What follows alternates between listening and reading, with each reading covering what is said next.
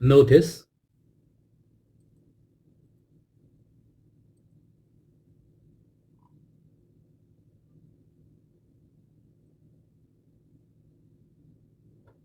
you have seen this before and this. We just finished section C on waves, and now we move on to section D, electricity and magnetism. As you can see, these are the 8 formulae that we are required to learn in this section. Actually 7. This 8th one is a combination of 2 and 3, but for now we will call it 8. So section D, electricity and magnetism. For the first 3 formulae, we will concentrate on this diagram. So let us say we have a circuit like this. You have a bulb, an ammeter, battery up here, switch in the corner here. Let's put in a voltmeter down here. The 3 formulae we will begin with are these 3. Q is equal to IT, V is equal to IR, and P is equal to VI. If we were to close that switch there, then we need to be able to calculate the charge, Q, if we know the current I and we know the time. That is equation 1. So what charge flows in this circuit? Let us say specifically in this bulb here, if we know the current and we know the time. That's formula 1. Then formula 2, we will calculate the potential difference or the voltage if the current of this bulb here is known and the resistance of the bulb. So we can find the voltage or the potential difference. That's formula 2. And thirdly, we need to be able to calculate the power at this bulb if the current and the potential difference of the voltage are known. So keep this circuit in mind as we deal with these 3 formulae. We have a 4th formula that we will deal with in this video, and it deals with the voltage transformer, and we will have a separate diagram for that.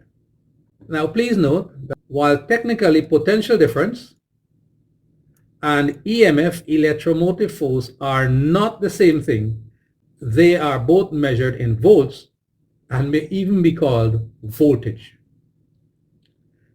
So we begin with formula 1. In this formula, Q is the charge in coulombs, I is the current in amperes, and T is the time in seconds. Let's look at a very simple example. In a DC circuit, like the one we were looking at, a current of 0.143 amp flows through a bulb for 32 seconds. How much charge flowed through the bulb? So we write what we are given. We know that this is the current. We know that is the time. We want to find Q. We have a formula that says Q is equal to IT. We substitute the numbers we are given and we get 4.576 coulombs. We round off to 2 significant figures and we get 4.6 coulombs. If you want to be a little more precise, you could always take half of this position and use that as your uncertain. So we get 4.6 plus or minus 0.05 coulombs. That will suffice for CXC. This, you can write that too if you like, but try to avoid this format. So that's example 1 in the use of the first formula, Q is equal to IT. So let's look at example 2. In a DC circuit, a charge of 6.5 coulombs flows through a bulb at a rate of 0.12 ampere. How much time was required for this? to happen. So again, let's write what we are given. We know the total charge is 6.5 coulombs. We know the current is 0.12 amp, and we want to find the time. We have a formula that says Q is equal to IT. We change the subject of the formula such that T is equal to Q over I. We substitute the numbers we are given, and we get 54.16667 seconds. And we will round off to two significant figures. That's 1, 2. And so we get 54 seconds. And that should suffice for CSEC. However, you could always write that to show your level of uncertainty. It's in a ones position. So you take half of that position, which would be 0.5. And this actually better represents your answer. But that one up there should be sufficient for CSEC. This also is correct, but avoid writing this one for CSEC. That's example 2. And now we look at example 3. We are still dealing with formula. In a DC circuit, a charge of 7.45 coulombs flow through a bulb for 2 minutes 25 seconds. Calculate the current during this time. So again, we know the charge. We know the time, which we must convert to seconds. So we have 3 significant figures here. We do have 3 significant figures here. We want to find the current. We know Q is equal to IT. If we make I the subject of the formula, that would be equal to Q divided by T. Substitute the numbers we are given, and we get this. We round off the 3 significant figures, 1, 2, 3, and so we get 0.0514 amp. And that should suffice for CSEC. You don't need to do this, but you can if you like. Because our uncertain digit is here, then we will add as many zeros up to this point and add a 5 after that. So we get 0.0000.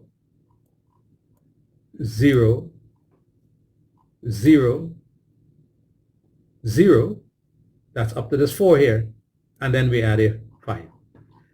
So as I said, this is good enough for CSEC. You can do that if you like. While this is also correct, we will avoid using that format for CSEC. So we have looked at 3 examples in the use of Q is equal to IT. In one case, in the first case, we found Q given I and T. In the second case, we found T given Q and I. And in the third case, we find I, which is this, given Q and T. Now let's deal with formula 2. V is equal to IR. V is the potential difference, or EMF, or voltage in volt across a component. I is the current in amperes, and R is the resistance in ohms.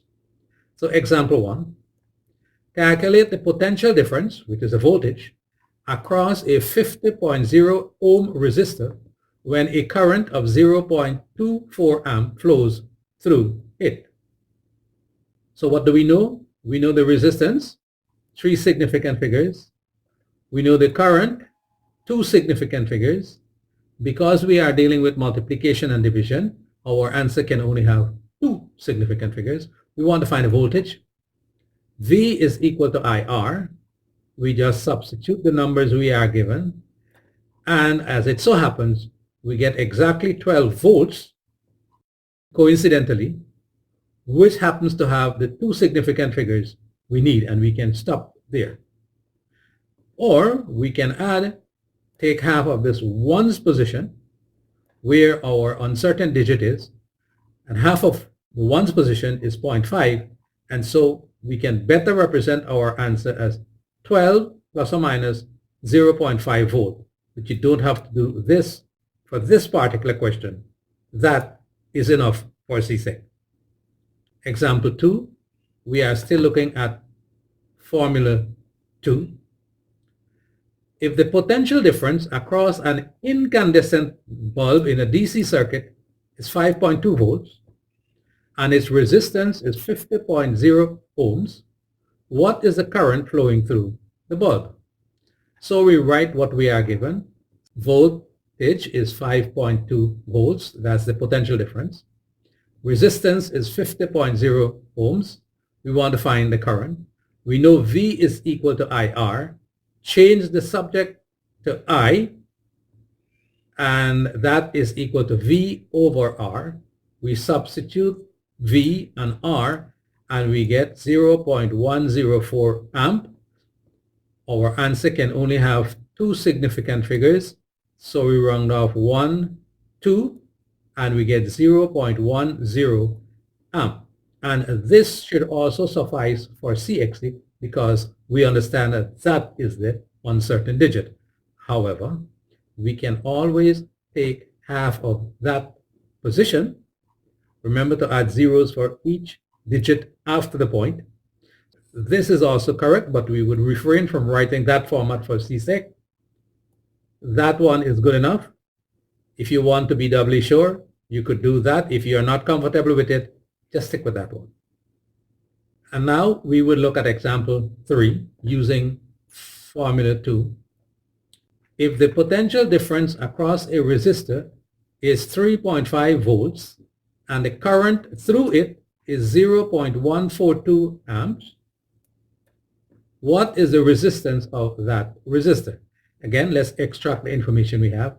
We know that the potential difference is 3.5 volts. We know that the current is 0.142 amp. Find the resistance. Well, V is equal to IR. We make R the subject of the formula, which means that R is equal to V over I.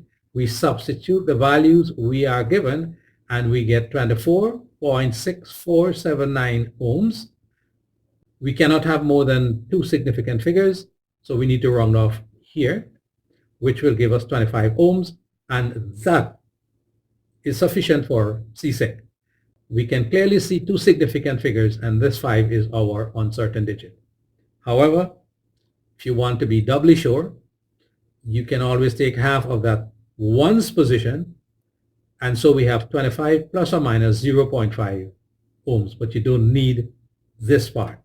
You don't need that. That says it all.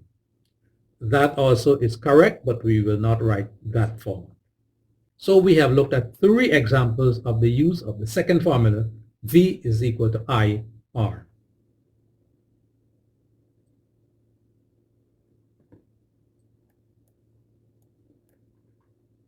Now we look at the third formula, P is equal to VI, this formula here.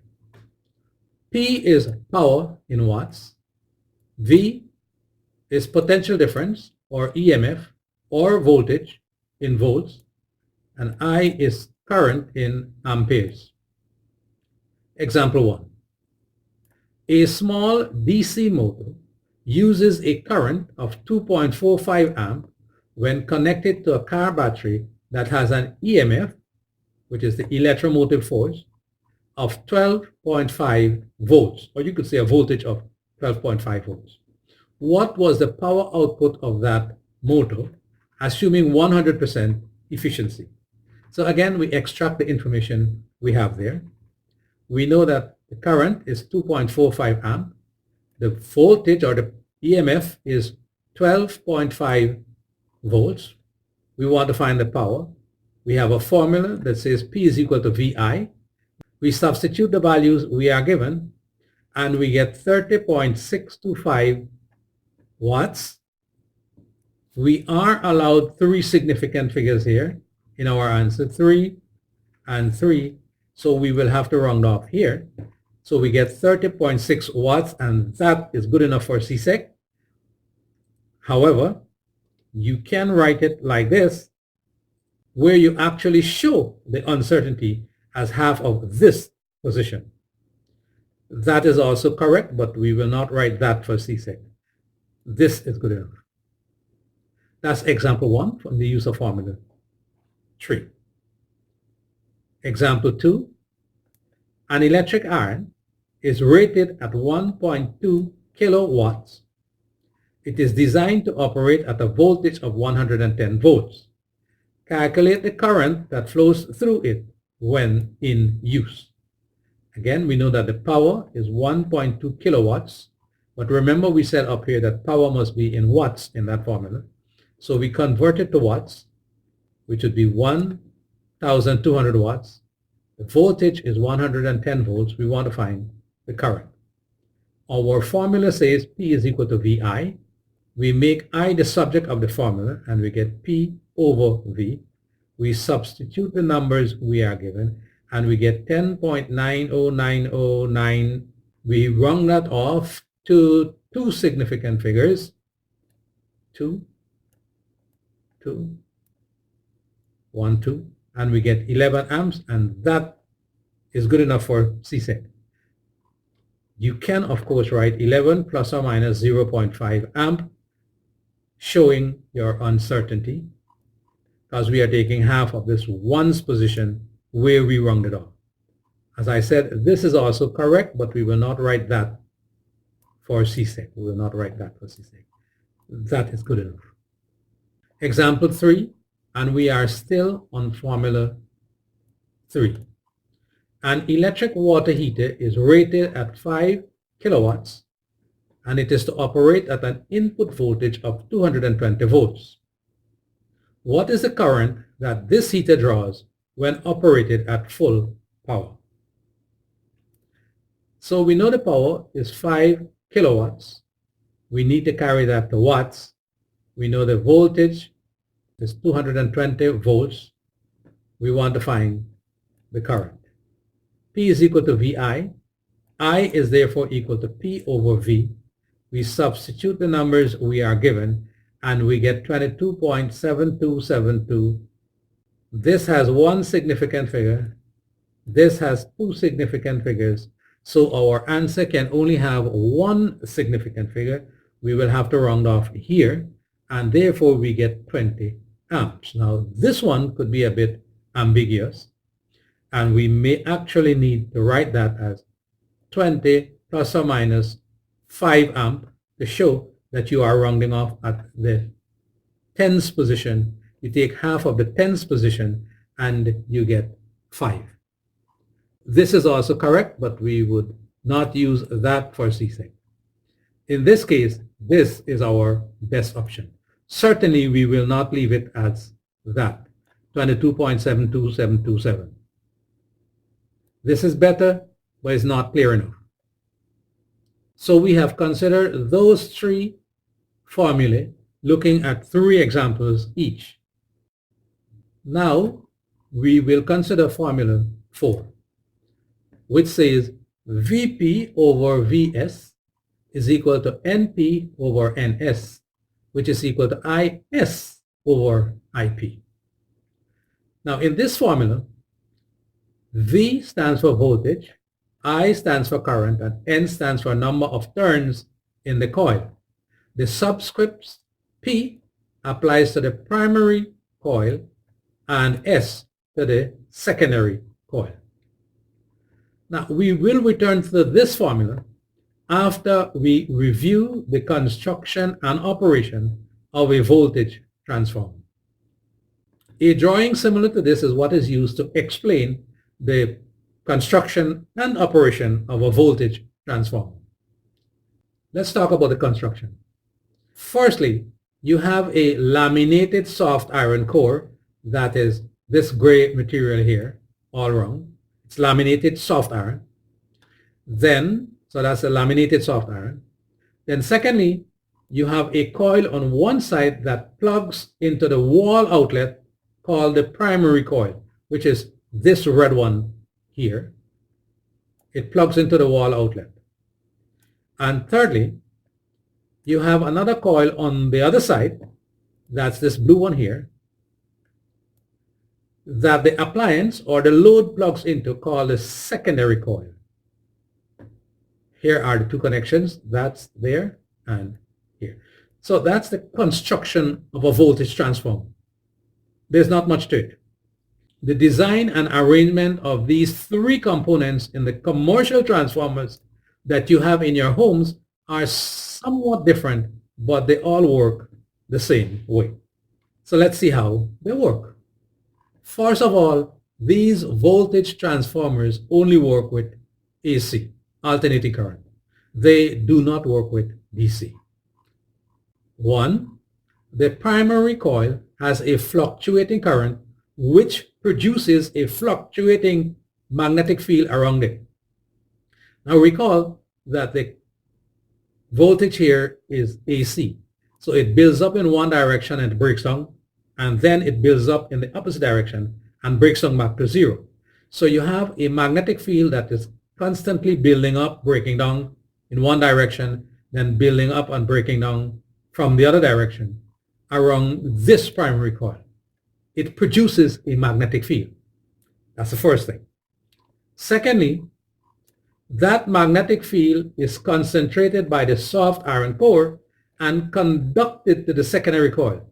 So the magnetic field or the magnetic flux, as you could see with this green line, it goes around over on this side. That's the second thing.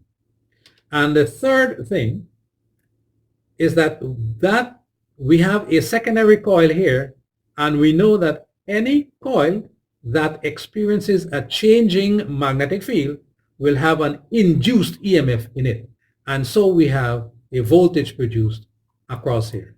And that is really the operation of a voltage transformer. You may have some that step up and some that step down, and some that you could tap into the various outputs like 1.5 volts, 3 volts, 6 volts, 12 volts, and so on.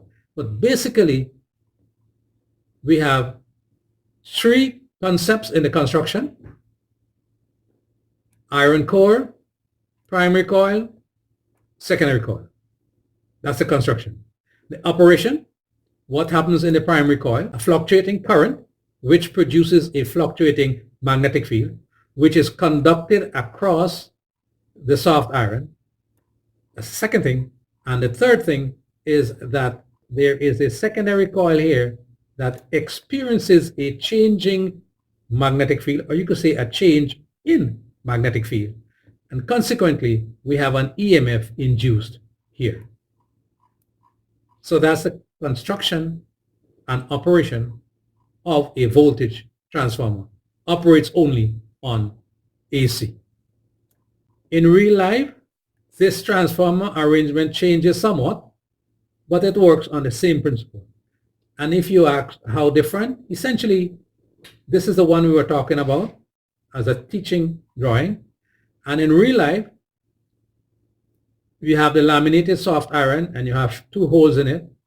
And around here, inside the middle here, you have the primary coil wrapped around like that, and that, and that, and that, and that, and that, and that. And so those are the connections of the primary coil, which would be this one here and this one here.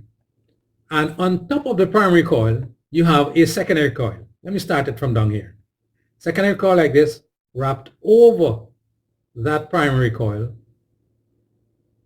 many times. Over it, comes back here, and you have the connection here.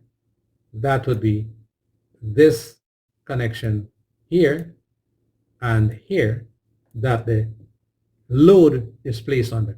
So the two things are basically the same thing, except that the commercial version is a little more efficient. So as we said, you have the primary coil wrapped around the central part with the secondary coil wrapped over the primary coil. And that way you are able to capture all the magnetic field.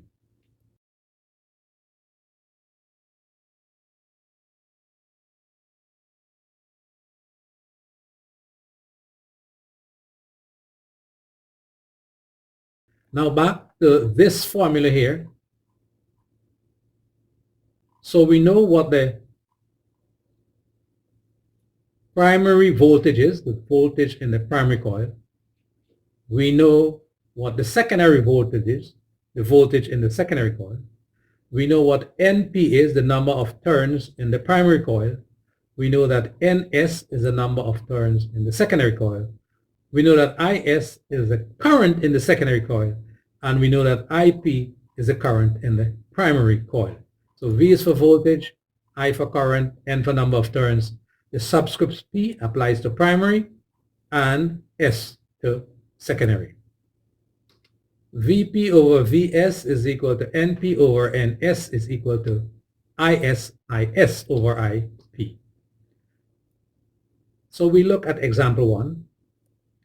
A voltage transformer has exactly 1000 turns. That means 4 significant figures in its primary coil and plugs into a 220 volt supply. That's 2 significant figures. 220 volt source. If its secondary coil has exactly 400 turns, 3 significant figures, what is its output voltage?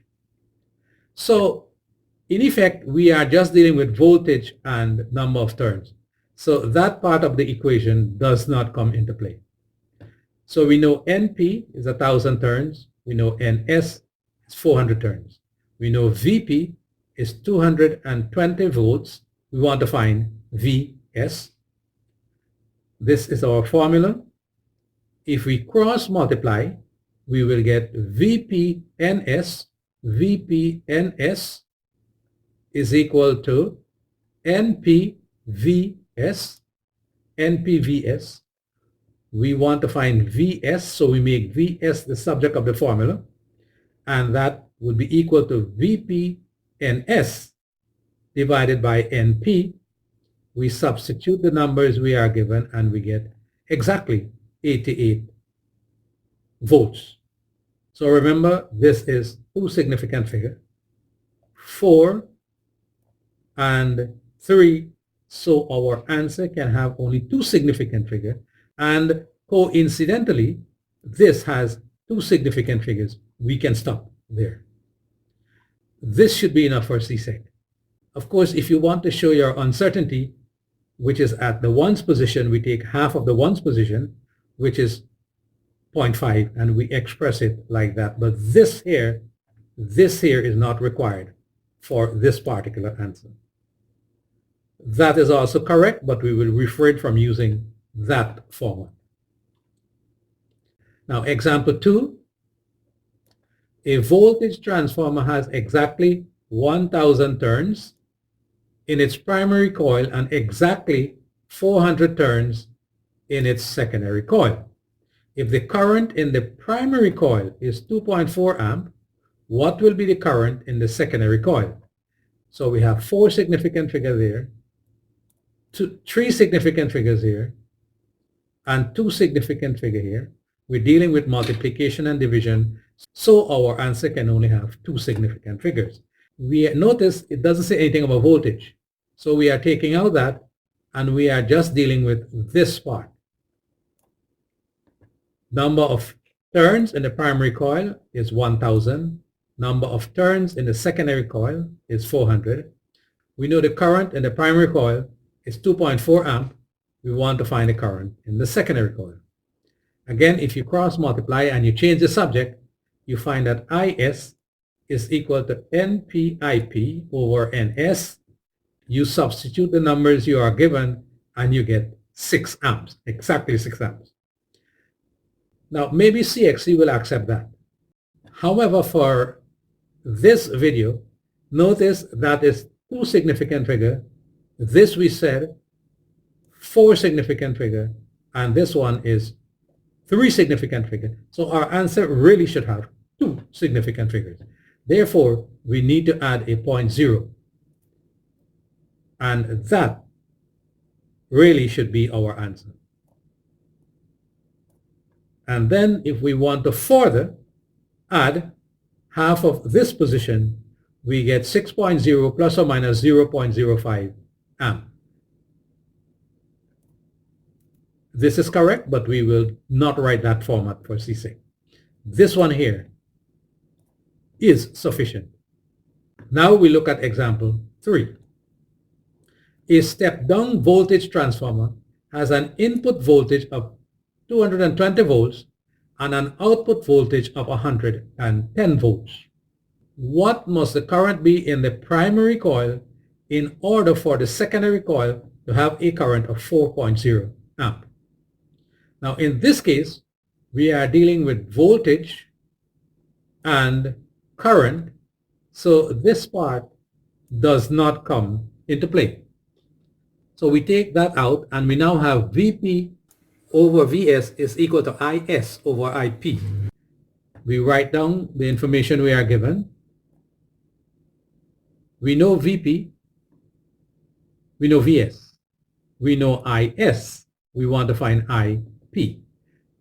So this is the formula we have. Notice Vp over Vs is equal to Is over Ip. If you cross multiply and then isolate Ip as the subject, you get Ip is equal to Isvs over Vp. You substitute the numbers you are given and we get again exactly 2 amps. Well, two significant figures, and two significant figures. Truly, our answer should be two significant figures. Now, maybe CXC will accept that. However, it's better to write 2.0 amp. This clearly shows that you are rounding off at this position and you have two significant figures. This is even better, but it is not required for this answer. That is good enough. This is correct, but we will not write that format. Example 4. A step-up voltage transformer, step up, has an input voltage of 11,000 plus or minus 50 volts and a primary coil of 2,800 plus or minus 5 turns. What must the number of turns be in the secondary coil in order for its step-up voltage to be 400,000 plus or minus 50 volts? Now, at this point, you may be wondering, what is the use of this plus or minus here? So I'll tell you. If it is plus or minus, we double that and we find out where our uncertain digit is. So if we double 50, we will get 100. So our uncertain digit is that 0, which means that we have 3 significant figures here. This 5, we double that and we come to 10. Our uncertain digit is here. So now we have 3 significant figures. And this 50, again, if we double that, we get 100. So our uncertain digit is there. So we have 4 significant figures. So 3 significant figures here, 3 here, and 4 here. Our answer must have 3 significant figures. Since we are not dealing with current, we will take that out and we are left with this. So let's write down the information we are given. Primary voltage is 11,000 volts. Secondary voltage is 400,000 volts. Primary turn is 2,800. Secondary turn, what must it be? We know Vp over Vs is equal to Np over Ns. Again, you cross multiply, then you make Ns the subject of the formula, which is equal to NpVs divided by Vp. We substitute the numbers we are given, and we get this. Remember what we said about this has 3 significant figures. This has 3 significant figures. This has 4 significant figures. So our answer will have 3 significant figures. 1, 2, 3. We round off here, which gives us 102,000 turns. And that should be sufficient for CSEC. But because you are rounding off at the thousands position, we take half of that position and we get 500. So our answer is 102,000 plus or minus 500 turns. This is also correct, but I think that will suffice for CSEC. Now, this last example that we just did here, example 4, may be a little too complicated for CSEC level, but at least you understand what was done. In this video, we looked at these 4 formulae, these 4 here,